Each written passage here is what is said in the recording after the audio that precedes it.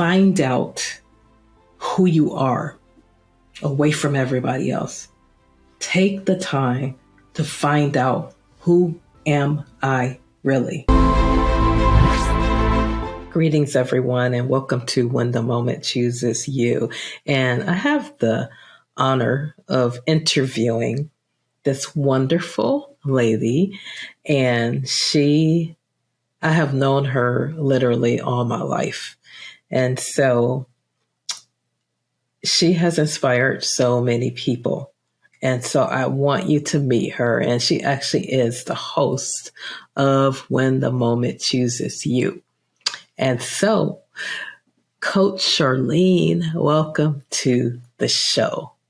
Well, thanks so much for having me, Coach Charlene. I'm excited to be here. Honestly, I am. We have conversations pretty often. I thought I would interview you because I think what I want to show in this, that a lot of times we don't really know who we are and we don't know our own self well. And so I thought I'd have a conversation with myself, with Coach Charlene, because it's really difficult for most people to begin to start saying awesome things about themselves. So, Charlene, I want to ask you some questions. And the first question that I'm going to ask is if you can tell us a little bit about yourself, your background, how you grew up, and all of that wonderful stuff. Well, a little bit about my background. I've been a nurse for about 22 years now. I started off way before as a medic. I was in the United States Army. Actually went to the Army because we didn't really have the money that I needed for school. So I was walking to the mall one day and I saw this sign that said, United States Army 25,000 Army College Fund. And I just was drawn in there when I was about 17 years old. And they had this early entry program that they were advertising. And I was at the mall by myself, kind of just walking around, really just trying to ponder what I was going to do because I did really exceptional in school. I mean, I graduated number 8. And I was kind of a straight A student because I just loved learning. And but I knew we didn't really have the finances, and the school that I went to didn't really have the resources, or I didn't know how to go about finding them. I don't know what it was, but nevertheless, I find myself at the end of high school, almost ready to do something, but I just didn't know what. I just knew I wanted to do more than what I was witnessing, and so I signed up. Went back to school, didn't really trip off of it really. And then when I graduated, they called me a couple months later and I was like, oh my God, I really did sign up for the Army. And you know what? I went ahead and went in the Army. And quite honestly, that was one of the best things that I could have did for my life. I hated being away from my family, my mom and my dad, because I really didn't give them time to process it. I just kind of did it, didn't talk to them necessarily. And then when it was time to go, that's when I started talking about it. So that was kind of, if I could redo that, I would do that. But then went on and had a wonderful experience in the military, definitely learned discipline and tact and all of the military values that they had. I really am really just thankful for my parents because my parents introduced me to God. And that to me, that was my game changer to be the kind of person that I am today. And so that's just an early part of my journey. But after I finished the military, then I went on and went to school, and I went to USF for my bachelor's degree in nursing. And then went on to get my master's. While I was in the Army, however, I used to work at the Presidio, the Lamsey Medical Center, and that was a beautiful experience. I worked in pediatrics, and then I did NICU. And then I decided to jump into the wild and do perinatal and mothers, children's, and infants. So that was my early journey.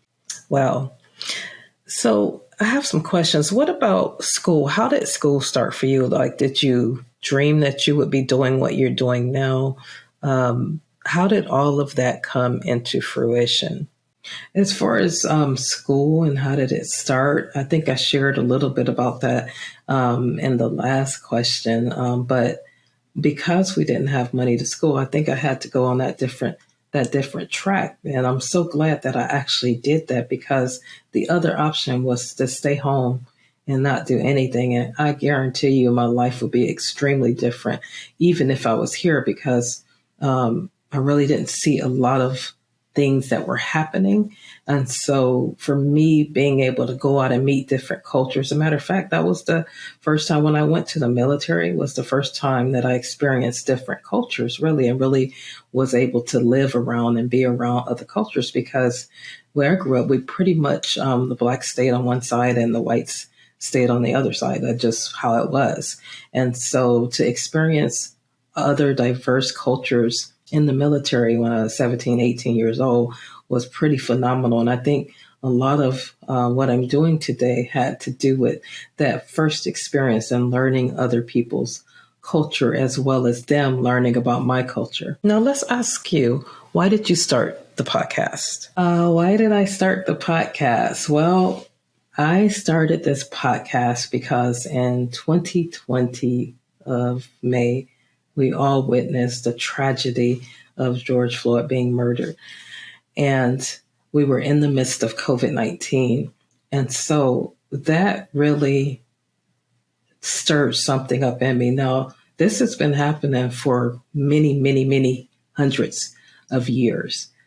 But something happened on the inside of me, and I really got upset about it. I got frustrated, all of the emotions that we felt during that time. And so I'm a person of prayer. So I went into prayer. And then what happened was I heard these words, and they were so crystal clear. And God told me that what was it? It was, what you do in this moment will determine your destiny and dictate your future. And so at that moment, I knew that I was going to have to begin to start speaking up like never before, because I hadn't really shared my story about some of the injustices and racism that I've experienced throughout my career. But I began to start being more open, and I call myself a disruptive innovator, because I don't mind having those uncomfortable conversations, especially when it comes to race and when it comes to what I've experienced, and I know what others have experienced. So that moment shifted me to be an advocate, to be one who voices stories to bring transformation, to bring healing, to start conversations. And so that's kind of what I start doing in 2020 and beyond. And I saw this quote, and I'm not sure if it's really by Dr. Martin Luther King, but it says something like, the moment that you become silent is the moment that your life ends. And so in order for us to move past all of the different barriers and challenges that we face when it comes to our race and other equity, inclusion, and diversity issues, we have to be able to listen to another person's story. We have to have these conversations that are not going to be comfortable. No, they're not going to be comfortable. But I made a decision, because I've been uncomfortable literally in certain spaces my whole career.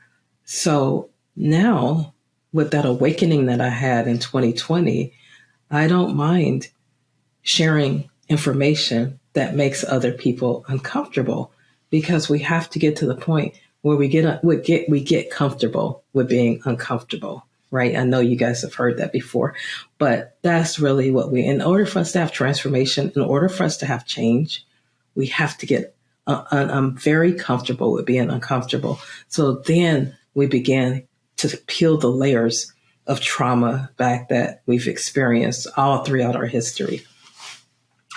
So that's kind of sort of why I started the podcast, because I was called into this moment to help transform people, thoughts, behaviors by sharing stories, because stories are powerful. You might not You may not have experienced what I experienced, and you may not even be able to understand, but you can begin to have empathy for another human being because you're humanity and you've hurt before, and there's things that you've been through as well where you can relate to what I'm talking about. So that's why I use that platform to share stories, and will continue to do that for as long as I live, actually. And so these moments that I'm talking about, I believe that we're called into moments. That moment I was called into, and it actually transformed my career, transformed my life, because I became a different person. And that's what's important about when the moment chooses you. When you enter a moment, there's an opportunity for you to react to that moment or respond to that moment. And so I love responding to moments, because when you respond to a moment, you have to pause. You have to pause before you react, and you say the wrong things, and then you can't get your words back. So it's much better for you to pause than to just react and make bad decisions, say words that you can't retract. And you actually are able to decide deliberately your next action step as well. You know, you said something very important. You said you had to believe in your own significance. What does that really mean? Because I think that'll really help the listeners, because I think when you said that, many of us, because of our past, because of people that have been in authority over us, maybe saying the wrong things to us, maybe not empowering us. And what does that really mean? And how did that happen for you? Oh, yeah. Believing in your own significance. That is a powerful game changer. It really is. And what I mean by that, I know that I say that a lot in my podcast segments. I say that because there was a time in my life that I did not believe in my own significance. And I know some other people probably are there as well. But when you find out who you are, you have to decide to become it. When I discover who I am, when I began to start seeing all of the different things that make me who I am, and then I start learning about my superpowers. I start noticing that, you know what, Charlene, you're always talking about purpose. You're always talking about rekindling your why, or reigniting the fire on the inside of you, or listening to your passion, or, you know, just those type of questions that make you kind of start asking questions about, okay, so am I in the right spot right now? Because I'm feeling this restlessness right here. There's something that has me restless, and I need to be able to listen to that restlessness and find out, because a lot of times I think personally that when you have unrest, that your spirit is trying to talk to you about something. You may be frustrated where you are. You may be really disappointed and all of those different things, but there's something that's kind of yearning and calling and nudging at you that you know that you're supposed to be doing. And so I think a lot of times we have those type of things that happen within ourselves. If you don't believe in your own significance, you will wait for other people to try to tell you that you're significant. And if you wait for other people to tell you that you're significant, you might not ever hear those words. So that's why you have to find out who you are.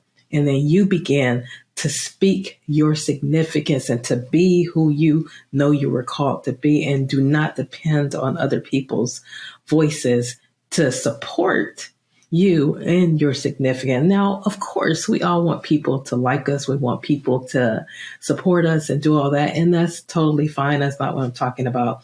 I'm talking about you can't depend and rely on that, because when you don't get that, you'll shrink and you will not be who you were called to be. Wow, that's pretty amazing. And that definitely provokes a lot of growth. Have you always been confident in your abilities? No, I have not been always confident in my abilities. Matter of fact, let me tell you a story. I remember when I did I was actually in City College and I was doing my prerequisites for nursing. And I had the speech class. And oh my God, I was like the shyest person in the whole world, I felt. And I had to do a speech. It was 5 minutes. That's all I had to do was get up to tell 5 minutes of what I wrote on that paper. And I'm telling you, I was clinging to that podium. I had my paper there. I had the suit that I was wearing on. I just start feeling beads of sweat just running down my back. I was extremely nervous. I don't even know how I got through that 5 minutes, but it was like terror. It really was. It was terror, and but I did it, and I got a good grade. And I mean, they said I did pretty good, but I knew inside I was not even feeling like it. I felt like it was horrible and all of that. And you know how those voices, that inner critic is always talking to us about what we can't do and what we're not good at. But at the time, I didn't know how to combat that. And so, I continued my journey. Now, I was never really confident because of that situation. And because who wants to be up in front of people talking anyway? I was extremely shy. I was an introvert at that time. And so, moving, forward several years later, I start recognizing my greatness. I start working on my self, my heart, my spirit, my soul, my body. I just start working on me. Working on yourself is so critical because I can't teach what I am not. And so I had to start working on myself, my confidence. I had to start seeing myself the way that God sees me instead of seeing myself this person that is so shy and can hardly talk because you're so shy and because you don't feel like you're enough. You don't feel like you know enough. All of those self-sabotaging comments that we like to use. I stopped using those and I shifted my conversations to, you know what? You are enough. You can do this. You are the head and not to tail. I start talking to myself like I was supposed to talk to myself. Because if you don't coach yourself, I call that the coach in Charlene. The coach has to combat the voices of the inner critic because the inner critic on the inside of me is saying so many negative things to me and what I can't do. And every time I decide I'm going to take a risk, then that inner critic tries to talk me out of it. And so you have to move past that. And then you become very confident. And quite honestly, I am a woman of prayer and I love quiet time with my manufacturer. And that is how I get built up from the inside out so that I can handle the external stuff that's going on around me. Why do you think it's so hard for you to actually discover your true authentic self? Well, I think it's hard to discover your authentic self because a lot of times it's really hard to discover your purpose. It's not easy to discover your purpose. It really is not God's will for your life. It's not easy to do that. I mean, I've been on a journey for over 20 years of that search because there's deep reflection that has to happen with you yourself. Who are you really? Who are you when the people are gone? Who are you when everybody is no longer around you, when you don't have all of the bling bling and all of the other stuff? Who are you when you're by yourself in four walls, quiet? Who are you then?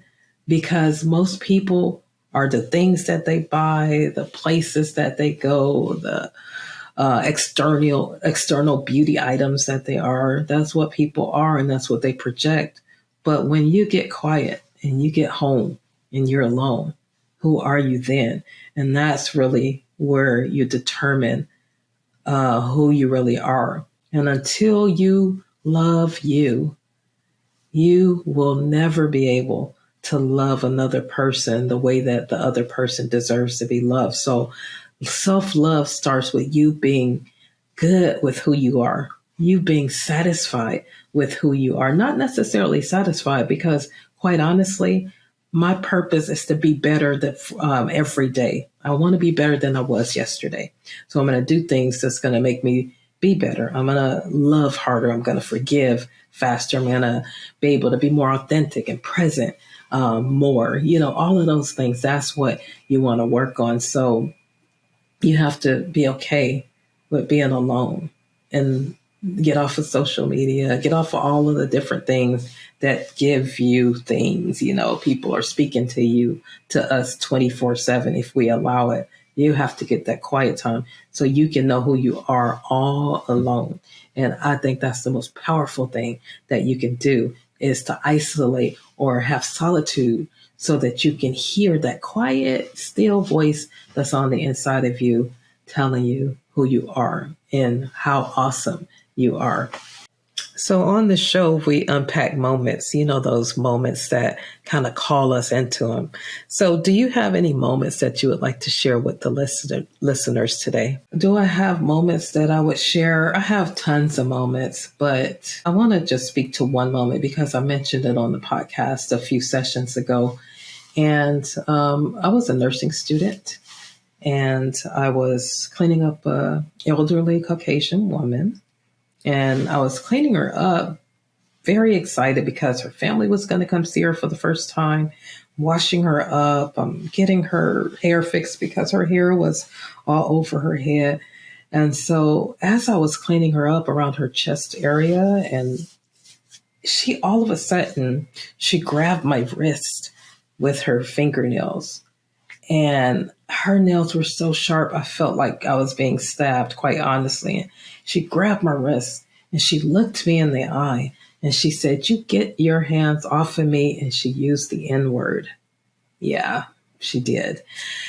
And that was such a shocker to me because here I am giving my all, trying to get her beautiful for her family. And then she spits out this poison with her mouth.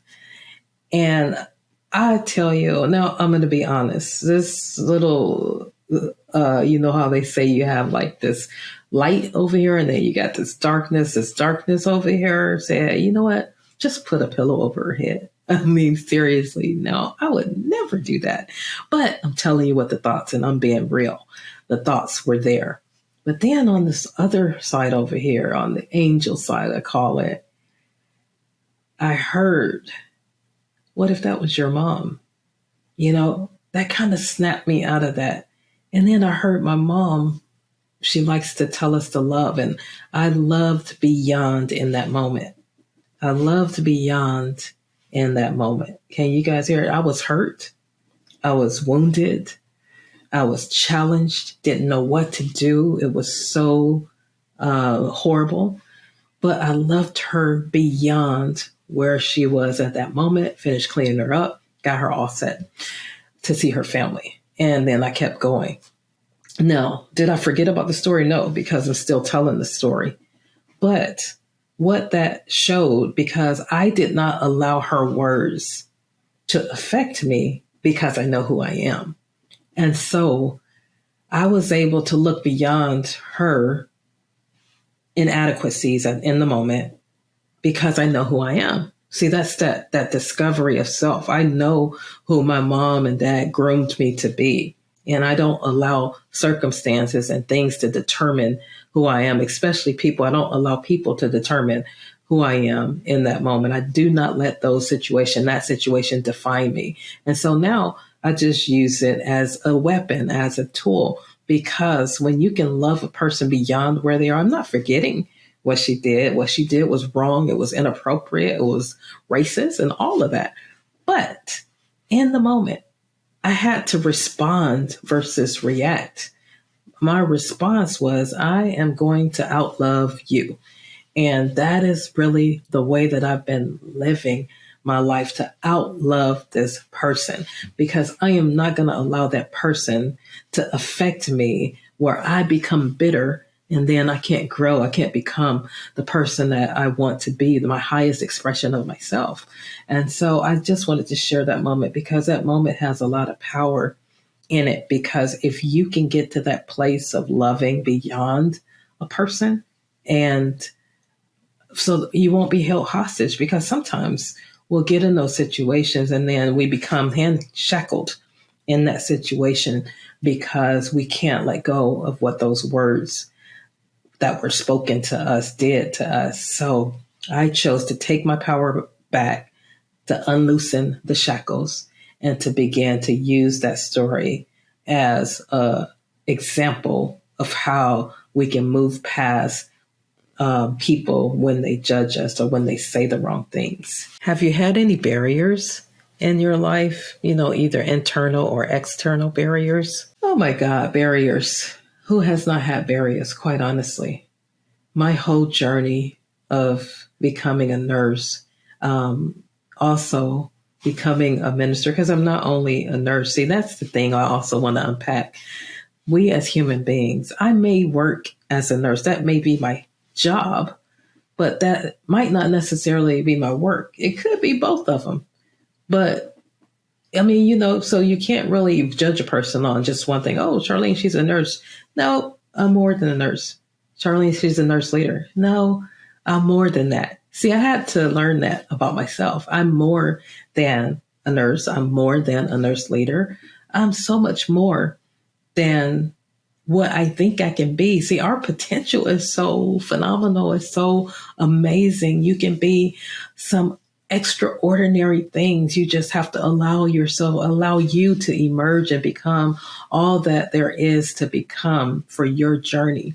And so I am one who loves and one who aspires, and I love facilitating. I love talking, and I love energizing other people. I love moving people to purpose, allowing them to find out who they are. I love to help women find their voice. There's so much that's in me, so I can't limit myself to being only one thing, right? And so that is how I will answer. There is going to be challenges. Every vision will be tested for its authenticity. So if you have a dream in your heart, if you have a vision that you want to pursue, it will be tested. So don't think it's strange when you start having challenges. The challenges of life are going to come. Let's just get over that and face it and know that that's a fact. We'll all have challenges.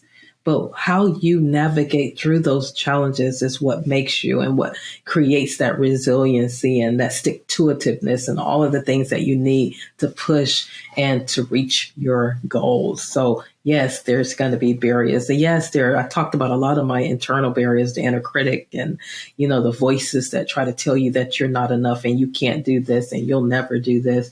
But you have to combat that with the coach in you that's telling you that you can do it and that you will do it and that you are amazing.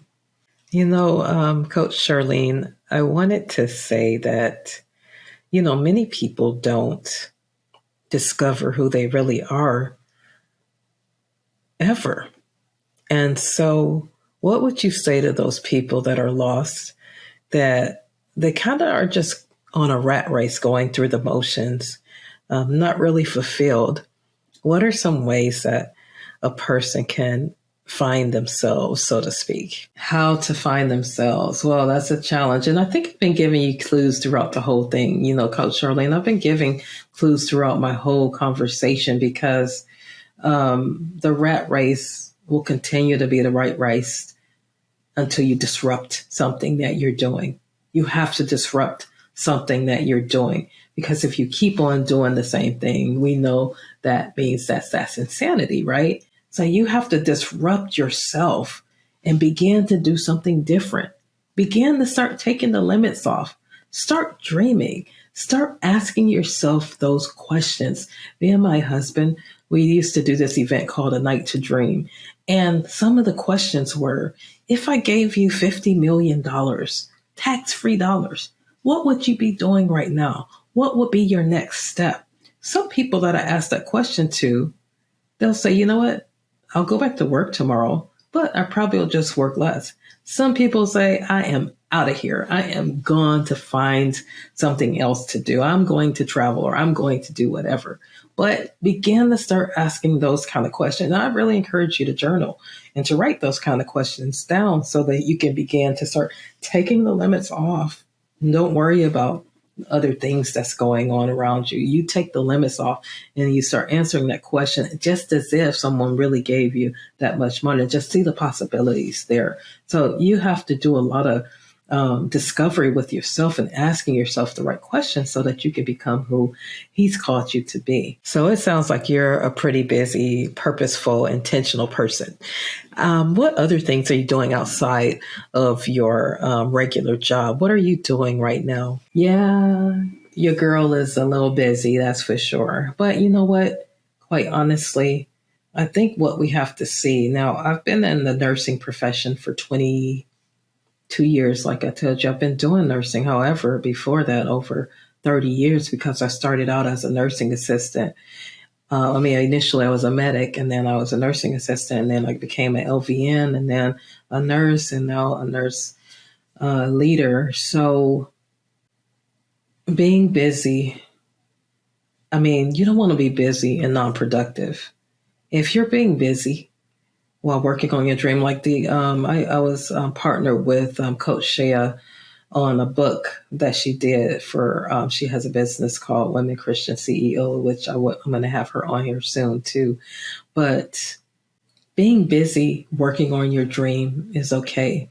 I did a chapter and the chapter was birthing while working because many of us don't have we can't just quit and do the dream that we want to do. So you have to begin to start birthing things while you work. I think it's really interesting that God has me working in labor and delivery where babies are birthed every day. I see beautiful life come into the world every day, but I also think there's a spiritual parallel to it as well, because when we get a dream, it's conception that takes place. But that conception, that idea, has to go through a process before it can come out and be the business, be the book, be the business, be whatever it is that you want it to be, right? So it goes through a process. And so there's a lot of times where you have to work.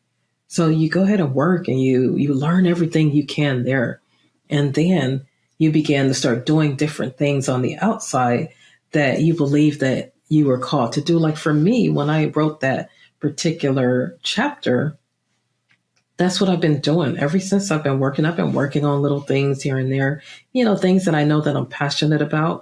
I also encourage people to learn everything you can from classes and things like that you're doing at your job so that you can be the best employee that you know that you can be. So you want to make sure that you're in excellence when it comes to your work life, but you also want to be sure that you're giving some time to your dream. So that means that a lot of times when I come home, I go right into my office and I start working on my dream. And I love giving seminars. I love doing women's events and, things like that. So I'm constantly working on that. I have a few books that I'm working on now. I just come home and I began to start working on that. And that gives me so much satisfaction. And now I've added on this podcast. So I come home and I start working on that, start setting up recordings and things like that so that I can continue to do the things that's in my heart to do. And that actually brings me a lot of joy and gives me so much satisfaction as I'm working on my dream. And that gives me joy and gives me meaning and helps me to be more resilient in the things that I have to do until I actually see the end result, whatever that is, because I don't even know what is next for Charlene. I can feel it, but I don't necessarily know exactly the trajectory or the next steps necessarily. All I know is that, hey, I want a podcast and I birthed it and it's here. And I'm being so inspired by all of the guests that have come on the program. I was doing this podcast to inspire other people. And oh my gosh, I am getting so inspired in the midst of it. So I hope you are too. You talk a lot about callings and desires and birthing dreams. What other things do you see in store for Coach Charlene. Yeah, I know. I talk a lot about being called and birthing your dreams.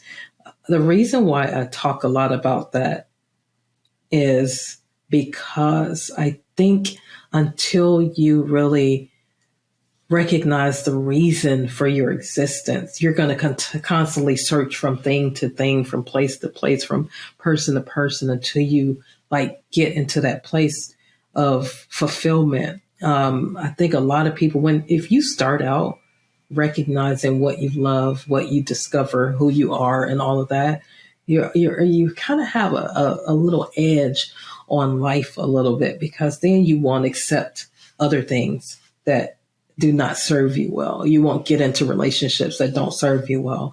You won't get connected to organizations that don't have your values, that don't serve you well, that don't allow you to be your full authentic self, right?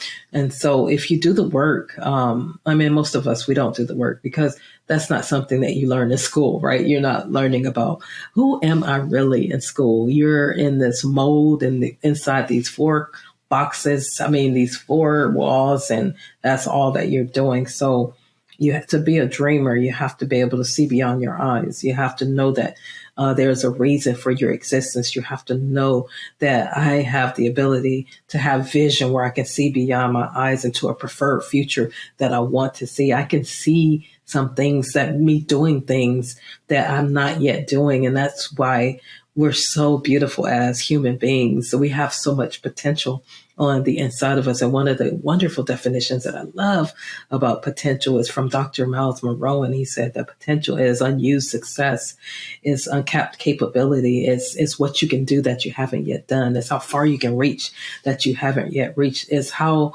far you can dream that you haven't yet dreamed. So I love that. So if I write a book and I birth the book out, that's no longer potential because it's here. Now I have something else on the inside of me trying to get out. And so I just absolutely love the fact that we as human beings have the ability to birth our dreams. The reason why we're able to use this platform, Riverside FM, is because somebody had a dream. The reason why I'm sitting in this chair is somebody had a dream. The reason that a lot of us are doing the things that we're doing is because somebody was bold enough and dared to dream and to go ahead and move into their dream. So super, super exciting about that. And then I always ask my my guests on the show, what are the top three? What is Coach Charlene's top three of when the moment chooses you? Or top three pearls of wisdom? Okay. Charlene's top three. Coach Charlene's top three. Oh my gosh, what would be my top three? Would be find out who you are away from everybody else. Take the time to find out, who am I really? So that's part of self-discovery. Who am I really? Because until you find out who you are, you will always be a replica of what someone else wanted you to be. So find out who you are really. The second thing I would say, when you find out who you are, I want you to manifest yourself. In other words, you got to go through the process. Be okay with going through the process. Press through, fight through, and go through the process, no matter how uncomfortable it is. That's my second one. And the third one, I say release yourself to be you. You are delivered to be you. Don't allow anybody else to put you in handcuffs. You release you to be you. So that's self-release, because you can find out who you are. You can go through the process and everything, and you know what you need to do. But now you have to release yourself to become you, regardless of how bold and regardless of how unstoppable you are. You release yourself to become you. Well, I want to thank you for being on the show. It's nothing like learning who you are and being able to unpack stories of who you are and not being afraid of doing that. You have to learn how to become non-negotiable in everything that we do. And getting to know yourself, I think, is the most important thing that you can ever do. It will actually help you be confident. It will provide you with personal development for professional effectiveness. You will be amazing when you recognize that you're amazing and that you don't wait for other people to tell you how amazing you are. So thank you for joining the show, and I hope you enjoyed this interesting interview with Coach Charlene interviewing Coach Charlene. Have a wonderful day. Yeah. Wow. It was great being here, Coach Charlene. I just love having conversations with you because, quite honestly, everyone, I know this was really funny. I decided to do this, Charlene interviewing Coach Charlene, because I really believe that until you take the time to find out who you are, you're going to struggle with doing things that you don't really want to do. And so I'm encouraging you with this. I know this was kind of funny in a sense, Charlene interviewing Charlene, but I wanted to do that because I didn't know who Charlene was for a long time. But it took me being quiet enough to discover who I am. For me, asking my manufacturer why he was motivated to create me so that I could begin to walk in the steps that he ordered for my life. And so this is an example of what I want you to do. I want you to begin to ask yourself questions, to get to know who you really are, so that you won't have to depend on other people's opinion about you to make you feel good. You have to get to a place where you can believe in your own significance, where you can be okay with speaking about your greatness. You can be okay with being who you really truly are so that you can impact those people that you have been called to impact. I truly believe that every one of you have been called to impact someone. You just have to find out who you are so that you can begin to start impacting those particular people. Thank you so much for joining the show.